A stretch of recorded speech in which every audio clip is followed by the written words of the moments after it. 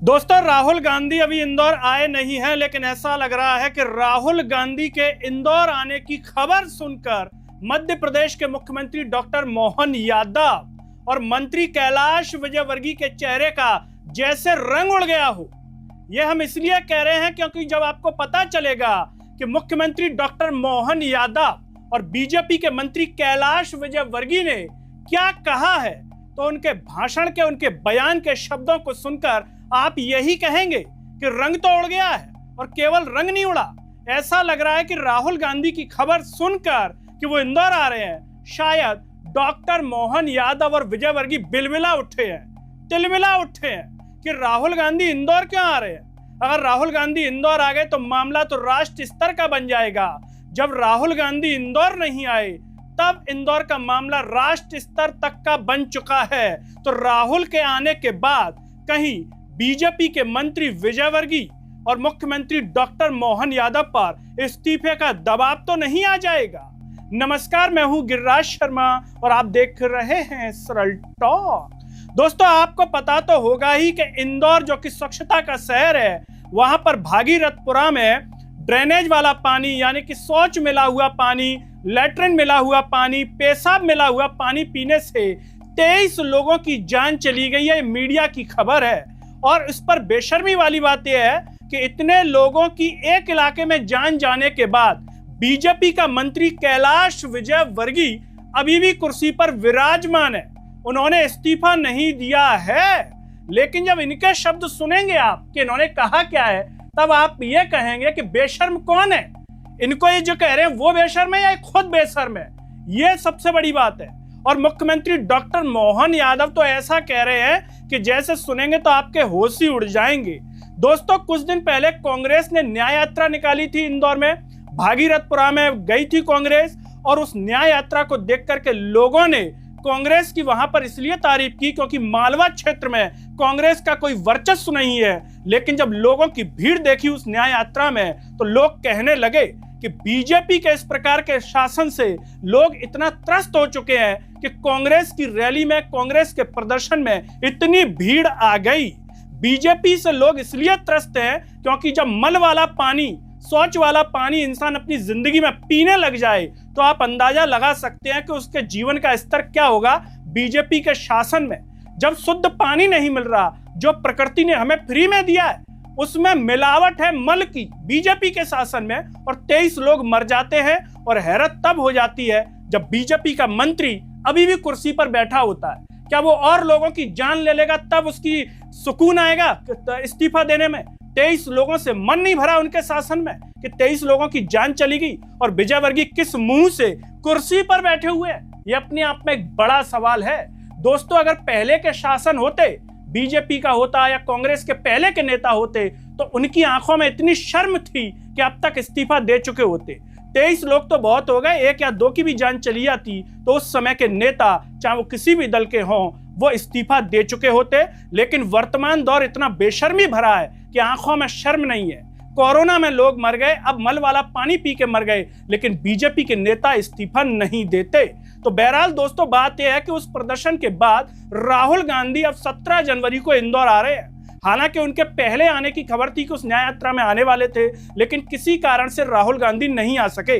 लेकिन अब पुष्टि हो गई है ऊपर के नेताओं से कि राहुल गांधी 17 को आएंगे। जैसे ये खबर दोस्तों मीडिया में आती है, उसके बाद ऐसा लगता है कि डॉक्टर मोहन यादव और मंत्री कैलाश विजयवर्गीय के तो होश उड़ गए कि इनके आने के बाद मामला कहीं बदल ना जाए। तो दोस्तों, मध्य प्रदेश के इंदौर में डॉक्टर मोहन यादव भूमि पूजन करने के लिए आते हैं। नर्मदा का जो चरण है उसका भूमि पूजन करने के लिए आते हैं, कार्यों का। तो वहां पर डॉक्टर मोहन यादव जिस तरीके से बयान दे रहे हैं, मंच से बोल रहे हैं, दोस्तों क्या कह रहे हैं मोहन यादव? मोहन यादव ये कह रहे हैं कि लाशों पर राजनीति नहीं चलेगी, आपदा में अवसर नहीं चलेगा। कांग्रेस पर तीखा प्रहार बोल रहे हैं राहुल गांधी की खबर सुनकर। अब इनसे ये पूछो कि आपदा में अवसर कौन ढूंढता है?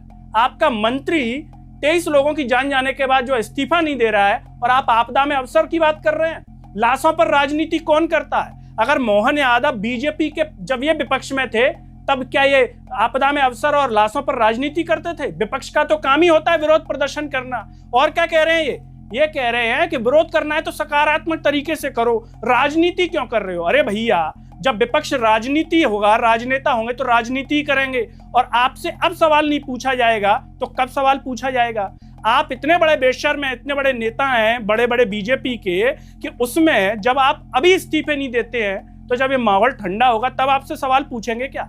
दोस्तों, देश में ऐसे कितने माहौल हो जाते हैं और बीजेपी एक ही राग अलापती है कि राजनीति नहीं होगी, अभी सवाल मत करो, अभी नहीं करें तो कब सवाल करें। सवाल तो मौके पर ही होगा, जब 23 लोग मर गए तो 2300 मर जाएंगे तब सवाल किया जाएगा क्या। ये अपने आप में एक सवाल है। मोहन यादव ये कहते हैं, और क्या कहते हैं, एक तरीके से धमकी, इनडायरेक्टली धमकी जैसी बात कर रहे हैं। ये कह रहे हैं कि अगर बात निकलेगी तो दूर तलक जाएगी।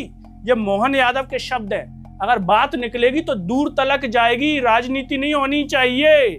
इस तरीके के बयान, इस तरीके की भाषण मोहन यादव के द्वारा इंदौर में दिए गए हैं। तो वहीं कैलाश विजयवर्गीय क्या कहते हैं, इनका सुनेंगे तो आप आश्चर्यचकित रह जाएंगे, आपके तो होश ही उड़ जाएंगे।